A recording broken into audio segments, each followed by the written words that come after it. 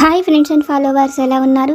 మనమంతా సంతోషంగా ఆరోగ్యంగా ఉండాలని, ఆ శంకు చక్రధరుని చల్లని చూపులు మన అందరిపైన ఉండాలని, మనం చేసే ప్రతి పనిలోనూ ఆ సాయినాథుడి కరుణా కటాక్షాలు, దివ్యానుగ్రహం మనకు ఎల్లప్పుడూ తోడుగా ఉండాలని మీ అందరి తరపున నేను కూడా బాబా గారిని కోరుకుంటున్నాను.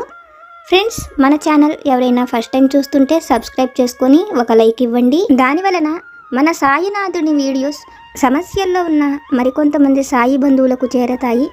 బాబాగారు మనతో చెప్పే ఆ దివ్య వాక్కులను వినటం వలన బాబాగారి దివ్య అనుగ్రహంతో పాటు మనసుకు సంతోషము, మనం కోరుకున్నవి నెరవేరతాయి అనే ఆనందంతో పాటు బాబాగారు మన కష్టకాలంలో మనతో పాటే ఉన్నారు అనే నమ్మకం కూడా కలుగుతుంది.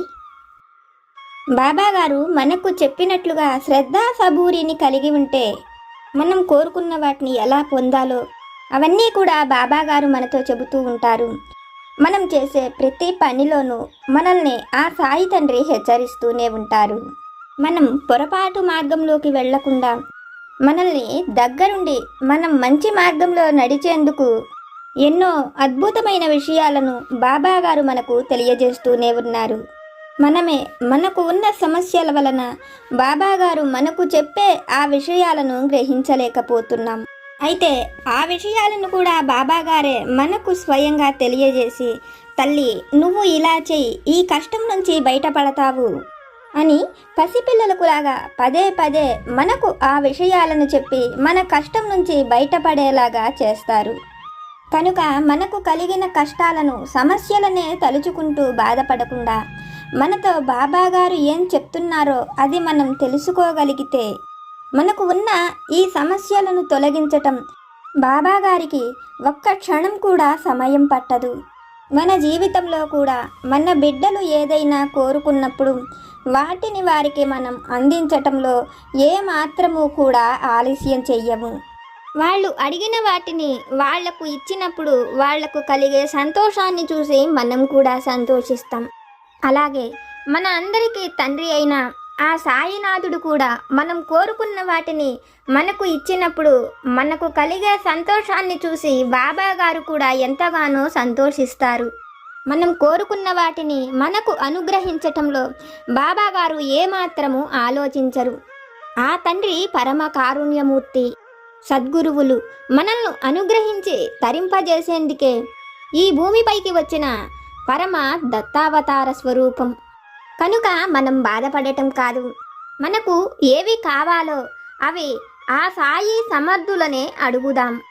కష్టమైన నష్టమైన సాయి, నేను మీ పాదాలను తాకి కోరుకుంటున్నాను, నా బాధ్యత భారం అంతా మీదే సాయి అని బాబాగారి పాదాలను తాకి మనం కోరుకున్న రోజున ఆ తండ్రి ఎప్పటికీ మన చేతిని విడిచిపెట్టరు.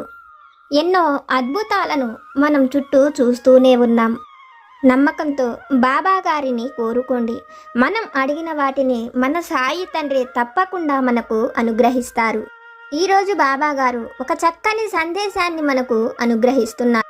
మనతో మన బాబాగారు చెప్తున్నారు, తల్లి నీ జీవితమంతా సంతోషంగా ఉండే ఒక గొప్ప అవకాశాన్ని నీ ముందుకు పంపుతున్నాను. నీకు ఇటువంటి గొప్ప అవకాశం కలుగుతుంది అని నువ్వు కలలో కూడా ఊహించి ఉండవు. అయినా నీకు కలిగిన ఈ కష్టాలను, బాధలను నేను చూడలేక ఈ అదృష్టాన్ని నీకు కల్పించబోతున్నాను. అయితే నా తల్లి, నువ్వు కోరుకునే ఆ అదృష్టం నీ దాకా వచ్చి ఎలా చేరుతుందో నీకు అర్థమయ్యేట్లు ఒక చక్కని కథ రూపంలో చెబుతాను. నమ్మకంతో విను తల్లి అని ఈరోజైతే బాబాగారు ఒక చక్కని సందేశాన్ని మనకు తెలియజేస్తున్నారు.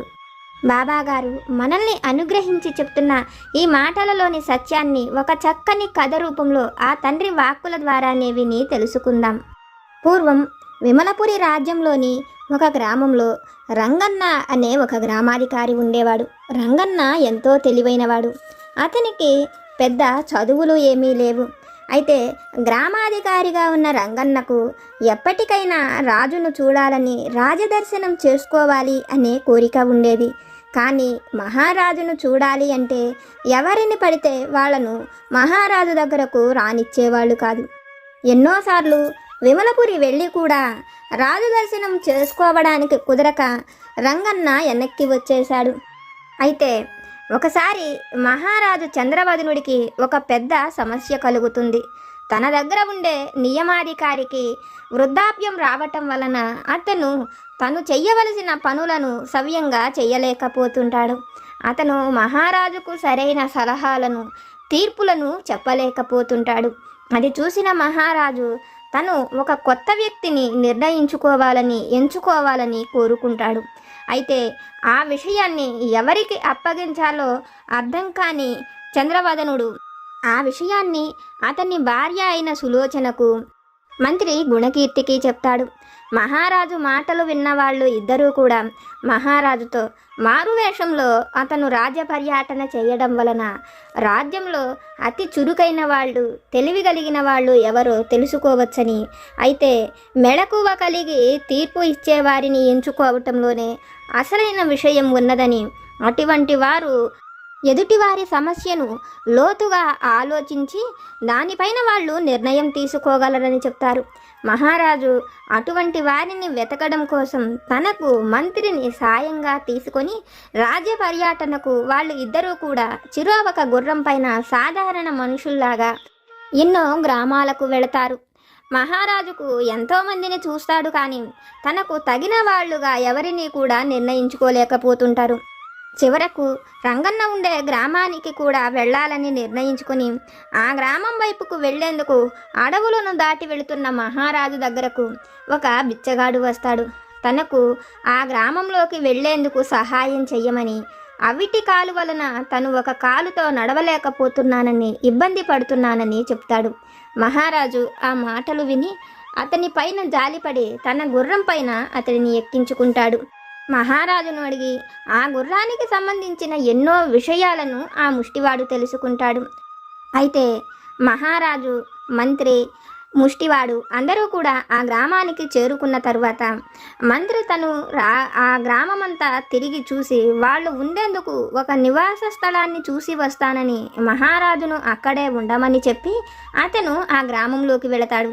అయితే అక్కడ ఉన్న ముష్టివాడు అతను మహారాజని తెలియక ఏదో ఒక సాధారణ వ్యక్తి అనుకొని అతనితో ఆ గుర్రం తనదని పోట్లాట పెట్టుకుంటాడు. అది చూసిన కొంతమంది ఆ గుర్రం అతనిదో లేకపోతే మహారాజుదో అర్థం కాని పరిస్థితుల్లో ఆ గ్రామ పెద్దయిన రంగన్న దగ్గరకు అతడిని తీసుకువెళతారు.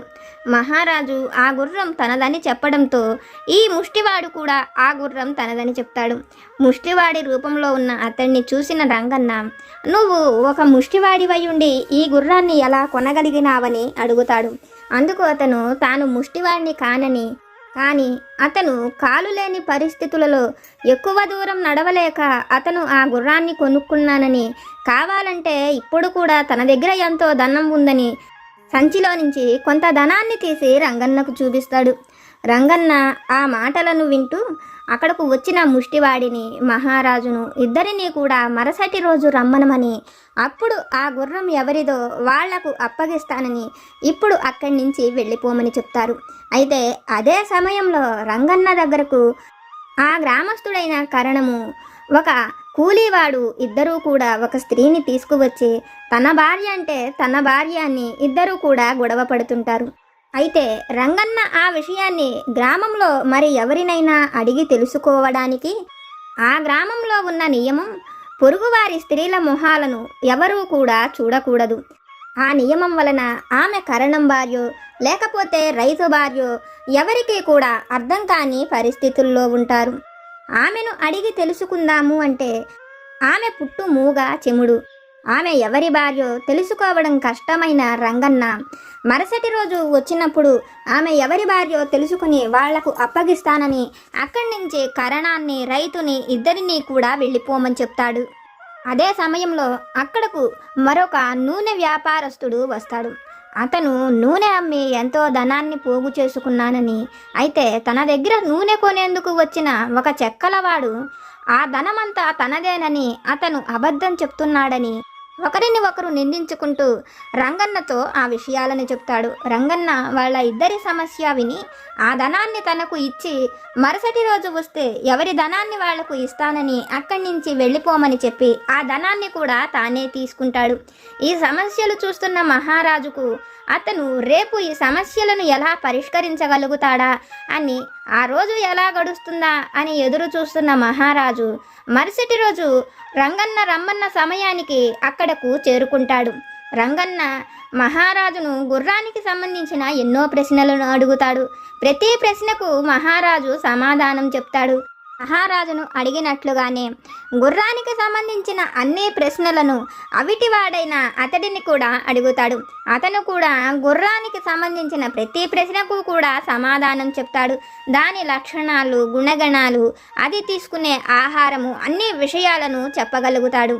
అది చూసిన రంగన్న వాళ్లల్లో అసలైన వారు ఎవరో తెలుసుకునేందుకు వాళ్లను వెళ్ళి ఒకసారి గుర్రాన్ని తాకి రమ్మనమని చెప్తాడు. మహారాజు వెళ్ళి గుర్రాన్ని తాకి అతను రంగన్న దగ్గరకు వస్తాడు. అలాగే అవిటివాడు కూడా వెళ్ళినప్పుడు అతను కూడా ఆ గుర్రాన్ని తాకి వస్తాడు. అయితే గుర్రం ఎవరినీ కూడా ఏమీ చెయ్యదు. ఆ రంగన్న మాత్రం అవిటివాడు ఆ గుర్రానికి యజమాని కాదని మహారాజుకు ఆ గుర్రాన్ని అప్పగించి అబద్ధం చెప్పినందుకు ముష్టివాడికి 10 కొరడా దెబ్బలను శిక్షగా విధిస్తాడు. అయితే రాజు అక్కడ ఉన్నప్పుడే రంగన్న చెప్పిన సమయానికి రైతు కరణము కూడా వస్తారు. కరణంను చూస్తున్న రంగన్న ఆమె తన భార్యనని కరణంను తీసుకువెళ్ళమని చెప్పి పొరుగువాడి భార్య అతని భార్య అని అబద్ధం చెప్పినందుకు రైతుకు 50 కొరడా దెబ్బలను శిక్షగా విధిస్తాడు. అయితే అది చూస్తున్న మంత్రి, మహారాజు ఇద్దరూ కూడా ఆశ్చర్యంగా, గ్రామస్తులు ఎవ్వరూ కూడా అతని తీర్పుకు ఎదురు చెప్పకపోగా అతను చెప్పిన వాటిలోని ప్రతి నిజము అని అంగీకరిస్తున్నారని, అసలు నిజాన్ని ఎలా కనుగొన్నారో, ఎలా అతను ఆ తీర్పును ఇవ్వగలుగుతున్నారో వాళ్లకు కొంచెం కూడా అర్థం కాదు. అదే సమయానికి వడ్రంగివాడు అలాగే దుకాణదారుడు ఇద్దరూ కూడా వచ్చి ఆ ధనం ఎవరిదో వారికి అప్పగించమని అడుగుతుంటాడు. రంగన్న దుకాణదారుడి వైపు చూస్తూ ఆ ధనం వడ్రంగి పని చేసుకునే అతనిదేనని, అతని ధనాన్ని అతనుకు ఇస్తున్నానని, తన ధనమని అబద్ధం చెప్పినందుకు ఇతనికి 10 కొరడా దెబ్బలను శిక్షగా విధిస్తున్నానని చెప్తాడు. ఆ మాటలు వింటున్న మహారాజుకు ఎంతో ఆశ్చర్యం కలుగుతుంది. అయితే ఆ సమయానికి అక్కడి నుంచి తన రాజ్యానికి వెళ్ళిన మహారాజు జరిగిన అన్ని విషయాలను తన భార్య అయిన సులోచనతో చెప్తాడు. మహారాజు మాటలు విన్న సులోచన రంగన్న ఎంతో తెలివైనవాడని, సూక్ష్మజ్ఞానము కలిగినవాడని, అందుకనే అతను చేసిన తీర్పుకు ఎవ్వరూ కూడా ఎదురు సమాధానం చెప్పటం లేదని, దొంగలు కూడా వాళ్ళు చేసిన తప్పును ఒప్పుకోగలుగుతున్నారని, అందుకు నిదర్శనంగా ఆ అవిటివాడు మీ గుర్రం తనదని చెప్పినప్పటికీ కూడా అతను తీర్పు ఇచ్చిన తరువాత అది మీ గుర్రమేనని అందరూ కూడా ఒప్పుకున్నారు. అతని తెలివితేటలు ఏమిటో మనం ఈ విషయంలోనే తెలుసుకోవచ్చని మహారాజుతో మహారాణి అన్నప్పుడు, ఆమె మాటలు విన్న చంద్రవదనుడు అతడిని తన వద్దకు పిలిపించాలని అనుకుని ఆ గ్రామానికి భటులను పంపిస్తాడు. ఆ గ్రామానికి వెళ్ళిన భటులు మహారాజు తనను రమ్మనమంటున్నాడని రంగన్నతో చెప్పడంతో రంగన్నకు ఎంతో సంతోషం కలుగుతుంది.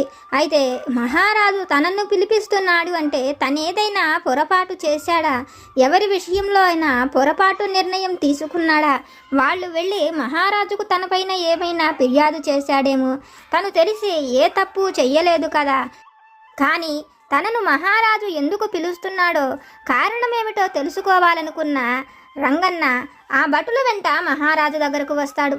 మహారాజు రంగన్నను చూస్తూనే అతను ఇచ్చిన తీర్పుల గురించి అడుగుతూ ఆ గుర్రం బాటసారి రూపంలో ఉన్న తనదేనని అతను ఎలా గుర్తించగలిగాడని, తన గుర్రాన్ని తనకు ఎలా ఇవ్వగలిగారని అడుగుతాడు. ఎందుకంటే నేను చెప్పినట్లుగా ప్రతి విషయాన్ని ఆ అవిటివాడు చెప్పగలిగినప్పుడు ఆ గుర్రం నాదని నువ్వు ఎలా నిర్ణయించావని అడుగుతాడు. అందుకు రంగన్న మహారాజుతో ఎంతో గౌరవంగా, మహారాజా, ఆ గుర్రం మీరు చెప్పినట్లుగానే ప్రతి విషయాన్ని కూడా ఆ అవిటివాడు చెప్పాడు. అవిటివాడు చెప్పిన ప్రతి మాట నిజమే. అయితే అక్కడ ఉన్న ఎన్నో గుర్రాల దగ్గరకు మిమ్మల్ని ఆ అవిటివాడిని పంపించి ఆ గుర్రాన్ని కనుక్కోమని చెప్పాను. ఆ గుర్రాన్ని బాగా పరిశీలించి ఉండటం వల్ల అవిటివాడు కూడా అసలైన ఆ గుర్రాన్ని చూపించగలిగాడు. కానీ మీరిద్దరూ గుర్రాన్ని ఎంచుకోవటం కాదు, తన యజమాని ఎవరో ఆ గుర్రమే ఎంచుకోగలదు. నేను ఆ విషయాన్ని గుర్రంలో పసికట్టాను. మిమ్మల్ని చూసిన ఆ గుర్రం కళ్ళల్లో ఎంతో సంతోషం ఉంది. ఆ గుర్రం తన 2 చెవులను రెక్కించి చూస్తున్నది. అది మిమ్మల్ని చూసినప్పుడే అంత సంతోషంగా చూడగలిగినదని, ఆ గుర్రం మీదని నాకు ఆ క్షణమే అర్థమైనదని చెప్తాడు. అతని మాటలు విని అతని సూక్ష్మ జ్ఞానానికి, తెలివితేటలకు మహారాజు ఎంతగానో సంతోషిస్తాడు. అయితే ఆ గుర్రం మమ్మల్ని చూసి గుర్తించింది కాబట్టి నువ్వు ఆ విషయాన్ని తెలుసుకోగలిగావు. కానీ ఆ కరణం భార్య గురించి నువ్వు అలా ఎలా తీర్పునివ్వగలిగావు? ఆమె రైతు భార్య కాదని చెప్పడానికి కారణమేమిటని అడుగుతాడు. అందుకు ఆమెను నేను మొదటి రోజు మా ఇంటి దగ్గర ఉంచుకున్నప్పుడు ఆమెకు కొన్ని మొక్కలను నాటమని ఇచ్చాను. అయితే ఆమెకు అలవాటు లేక పని అయ్యేటప్పటికీ తను ఆ మొక్కలను నాటలేకపోయింది. ఆ క్షణమే ఆమె రైతు భార్య కాదని తెలుసుకున్నాను. తనను కలంలో ఇంకు పోసివ్వమని తనకు ఒక ఖాళీ పెన్నుని ఇచ్చి రాసేందుకు ఇంకు పోసివ్వమనగానే ఆమె కరణం భార్య అవ్వడంతో ఒక్క చుక్క ఇంకు కూడా కింద పడకుండా చక్కగా ఇంకును పోసిచ్చిందని, కరణములు చేసే పని ప్రతి విషయాలను రాయటము, గ్రామానికి కావలసిన విషయాలను లెక్కలను చూడడమే కాబట్టి అతనికి సహాయంగా ఆమె ఆ పని చెయ్యగలుగుతుందని, ఆ విషయం ద్వారా ఆమె కరణం భార్యని తెలుసుకోగలిగానని చెప్తాడు. రంగన్న చెప్పిన ఆ మాటలను వింటూనే రంగన్న మేధస్సు, సూక్ష్మ జ్ఞానాన్ని చూసి సంతోషించిన మహారాజు, అలా అయితే ఈ విషయాల ద్వారా ఆమె అతని భార్యని తెలుసుకోగలిగావు. కానీ ఆ ధనం విషయంలో అది ఆ నూనె వర్తకుడివి కాదని నువ్వు ఎలా చెప్పగలవు? ఒక్క చెక్క పని చేసేవాడివేనని నువ్వు ఎలా నిర్ణయించగలిగావని అడుగుతాడు. అందుకు మహారాజు మాటలు విన్న రంగన్న, మహారాజా, ఈ విషయం మీ కళ్ళ ఎదురుగానే నిరూపిస్తానని తనకు ఒక 2 గుప్పెళ్ల ధనాన్ని ఇప్పించమని అడుగుతాడు. మహారాజు రంగన్న కోరుకున్నట్లుగానే ఒక 2 గుప్పెళ్ల ధనాన్ని ఇస్తాడు. ఆ ధనంలో కొంత ధనాన్ని వంటవాడిని పిలిచి అతనికి ఇచ్చి కొన్ని విషయాలను చెప్తాడు. రంగన్న చెప్పినట్లుగానే వంటవాడు ఆ ధనాన్ని లోపలకు తీసుకువెళ్ళి కొంతసేపటి తర్వాత ఆ ధనాన్ని తెచ్చి అతనికి ఇస్తాడు. దానితో పాటు 2 పాత్రల నీటిని కూడా తెచ్చి ఇస్తాడు. మహారాజు ఎదురుగా ఆ 2 పాత్రల నీటిని అక్కడ పెట్టి మహారాజు ఇచ్చిన ఆ 2 గుప్పెళ్ళ ధనాన్ని ఒక్కొక్క దాంట్లో ఒక్కొక్క గుప్పెడు వేస్తాడు. మొదట వేసిన ధనం మామూలుగానే ఉంటుంది. రెండవసారి వంటవాడి దగ్గర తీసుకున్న ధనాన్ని ఆ నీళ్లలో వేయగానే ఆ నీళ్లపైన కొంత నూనె తేలుతూ ఉంటుంది. మహారాజుకు ఆ 2 పాత్రలను చూపిస్తూ, మహారాజా, నేను ఈ విధంగా తెలుసుకోగలిగాను. ఈ పాత్రలో ఉన్న ధనము నేను మీ వంటవాడి చేతికి ఇచ్చాను. అతనికి ఇస్తూ ఈ ధనానికి కొంత నూనెను రాసి ఇవ్వమని చెప్పాను. ఎందుకంటే నూనె వ్యాపారస్తుడు అయినప్పుడు అతను ఎవరి దగ్గర ఆ ధనాన్ని తీసుకున్నా తన చేతులతో తీసుకున్న ఆ ధనం నిండా కూడా నూనె అవుతుంది. నేను ఈ విధంగానే పరిశీలించాను. అతను ఇచ్చిన ఆ ధనాన్ని నీటిలో వెయ్యటం వలన ఆ నీటిలో నూనె తేలలేదు. అంటే ఆ ధనం చెక్కల వ్యాపారిదని నేను ఆ క్షణమే గ్రహించగలిగానని, ఈ విధంగా ఆ తీర్పును ఇచ్చానని చెప్తాడు. మహారాజు రంగన్న సూక్ష్మ జ్ఞానాన్ని చూసి సంతోషించి తనకు తెలివైన ఒక న్యాయ సలహాదారి దొరికాడని, రంగన్నకు రాజా ఆస్థానంలోనే న్యాయ సలహాదారి ఉద్యోగాన్ని ఇస్తూ అతడిని ఆ ముసలివాడైన అతని దగ్గర మరిన్ని విషయాలను తెలుసుకోమని చెప్తాడు. మహారాజు దర్శనం కోసం ఎన్నోసార్లు అతను ప్రయత్నించినప్పటికీ తనకు మహారాజు దర్శనం దొరకలేదని రంగన్న ఎన్నోసార్లు బాధపడ్డాడు. ఒక్కసారైనా రాజును చూడాలని కోరుకున్న రంగన్నకు ప్రతిరోజు కూడా రాజు దగ్గర ఉండేలాగా అక్కడ ఉద్యోగం దొరకటం అతనికి ఎంతో సంతోషాన్ని, ఆనందాన్ని కలిగిస్తుంది. అదంతా కూడా దైవానుగ్రహం వలనే తన జీవితంలో జరిగిందని, తను అందరికీ మంచి చేసేలా న్యాయమైన తీర్పులు ఇవ్వటం వలనే నలుగురు దీవెనలు ఫలించి తాను కోరుకున్నట్లుగా రాజా ఆస్థానంలో ఉద్యోగాన్ని పొందగలిగానని రంగన్న ఎంతగానో సంతోషిస్తాడు. తల్లి, ఇది విన్న నీకు నేనేమి చెప్పాలనుకుంటున్నానో అర్థమైంది కదా. నువ్వు కోరుకునే సంతోషాన్ని, ఆనందాన్ని తప్పక పొందుతావు. నా పైన నీ నమ్మకం వమ్ము కాదు. నా పాదాలను ఆశ్రయించి నాపై నమ్మకంతో నువ్వు ఏదైతే అడుగుతున్నావో అది నీ జీవితంలో లభిస్తుంది అని మన సాయి సమర్థులు ఒక చక్కని సందేశాన్ని మనకు అనుగ్రహిస్తున్నారు. ఫ్రెండ్స్, బాబా గారు మనల్ని అనుగ్రహించి ఆశీర్వదించి మనతో చెప్పిన ఈ విషయాలను విన్నారు కదా. బాబా గారి వాక్కుల ద్వారా మనం తెలుసుకున్న ఈ విషయాలు కనుక మీకు నచ్చితే లైక్ చేయండి, షేర్ చేయండి. మీకేమైనా సమస్యలు కనుక ఉంటే వాటిని నాకు కామెంట్ సెక్షన్లో పెట్టండి. నేను పూజ చేసుకునేటప్పుడు మనందరి సమస్యలు తీరాలని, మన అందరి కోరికలు నెరవేరాలని మీ అందరి తరపున నేను కూడా బాబా గారిని కోరుకుంటాను. నాకు తెలిసిన పరిష్కారాలను కూడా చెప్తాను. జై సమర్థ సద్గురు సాయినాథ్ మహారాజ్కి జై.